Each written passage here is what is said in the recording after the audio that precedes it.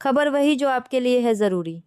SMD news लेकर आया है हर अपडेट की गहरी पड़ताल और सच्चाई का आईना। मैं हूं आपके साथ और आप देख रहे हैं एसएमडी न्यूज़, हर पल हर खबर पर नज़र। उत्तर प्रदेश के मुख्यमंत्री योगी आदित्यनाथ ने लखनऊ में बड़ा कमाल कर दिया है। सीएम योगी ने लखनऊ को 413 करोड़ की 342 विकास परियोजनाओं की सौगात दी। इस दौरान उन्होंने सपा पर तीखा हमला बोलते हुए कहा कि जहां पहले 3 दशकों से सिर्फ कूड़ा फेंका जाता था, वहां आज हमारी सरकार ने भव्य राष्ट्र प्रेरणा स्थल बना दिया है। बिना किसी भेदभाव के विकास का दावा करते हुए उन्होंने कहा कि राज्य में 17 लाख गरीबों को मकान दिए गए हैं। साउथ के सुपरस्टार और मुख्यमंत्री विजय की पार्टी टीवीके ने तमिलनाडु की सियासत में तहलका मचा दिया है। चुनाव खत्म होने के महज 21 दिन के भीतर ही विपक्षी दल आयादम के 3 बागी विधायकों ने इस्तीफा देकर सत्ताधारी टीवीके का दामन थाम लिया है।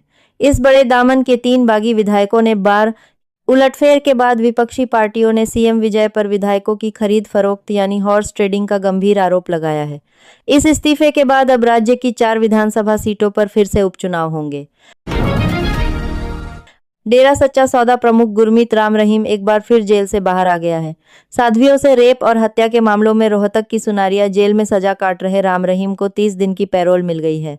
सुबह करीब 7 बजे वह कड़ी सुरक्षा के बीच सिरसा आश्रम के लिए रवाना हुआ।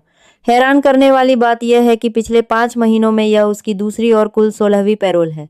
वह अपनी सजा के 406 दिन जेल से बाहर बिता चुका है। पश्चिम बंगाल के विधानसभा चुनाव में करारी शिकस्त झेलने के बाद ममता बनर्जी की टीएमसी ताश के पत्तों की तरह बिखरने लगी है। राज्य में पहली बार बीजेपी की सरकार बनने के बाद टीएमसी के 101 पार्षदों ने एक साथ सामूहिक इस्तीफा दे दिया है। झटका अभिषेक बनर्जी के गढ़ डायमंड हार्बर में लगा है। इसके अलावा भ्रष्टाचार के आरोपों में 17 स्थानीय नेता गिरफ्तार भी हुए हैं। 15 साल तक राज करने वाली ममता बनर्जी के सामने अब अपनी पार्टी को बचाने का सबसे बड़ा संकट खड़ा हो गया है।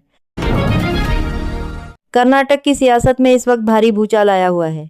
मुख्यमंत्री सिद्धारमैया और उप मुख्यमंत्री डीके शिवकुमार अचानक दिल्ली पहुंच गए हैं, जहां कांग्रेस आलाकमान मल्लिकार्जुन खड़गे और राहुल गांधी के साथ उनकी बेहद अहम बैठक हो रही है। सरकार के 3 साल पूरे होते ही नेतृत्व परिवर्तन और कैबिनेट फेरबदल की अटकलें तेज हो गई हैं। डीके शिवकुमार के समर्थक उन्हें सीएम बनाने की मांग कर रहे हैं, जिससे पूरी कांग्रेस में हड़कंप मच गया है। पूरी दुनिया में खौफ मचाने वाले खतरनाक इबोला वायरस को लेकर भारत सरकार ने देश भर में हाई अलर्ट जारी कर दिया है। केंद्रीय स्वास्थ्य मंत्री जेपी नड्डा ने एक उच्च स्तरीय बैठक कर सभी हवाई अड्डों, बंदरगाहों और सीमाओं पर सख्त स्क्रीनिंग के निर्देश दिए हैं।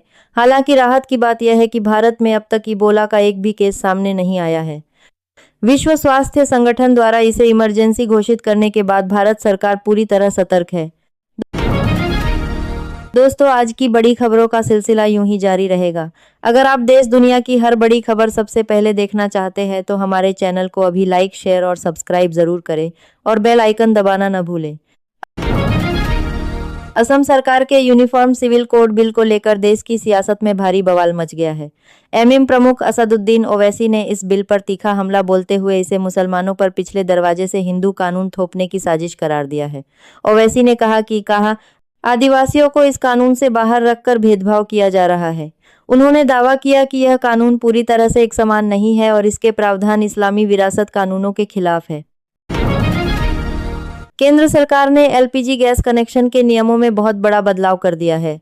नए नियमों के मुताबिक अगर आप अपने घर में पाइप वाली गैस यानी पीएनजी कनेक्शन लगवाते हैं तो अब आपको अपना पुराना एलपीजी सिलेंडर कनेक्शन सरेंडर करने की कोई ज़रूरत नहीं होगी। उसकी जगह एक ट्रांसफर वाउचर ले सकते हैं, ताकि किसी दूसरे शहर में शिफ्ट होने पर आपको नया कनेक्शन लेने की परेशानी न झेलनी पड़े। सरकार का यह फैसला मिडिल क्लास के लिए बड़ी राहत है। पश्चिम बंगाल की राजनीति में एक बार फिर भारी भूचाल आ गया है।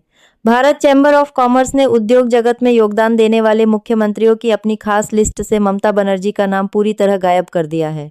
चैम्बर ने ममता सरकार पर उद्योगों के प्रति बेहद नकारात्मक रवैया रखने का गंभीर आरोप लगाया है। वहीं दूसरी ओर बीजेपी सांसद शमीक भट्टाचार्य ने राज्य में नई भूमि नीति लाने और रंगदारी पूरी तरह खत्म कर 100 दिनों के भीतर बड़ा बदलाव करने का खुला वादा किया है।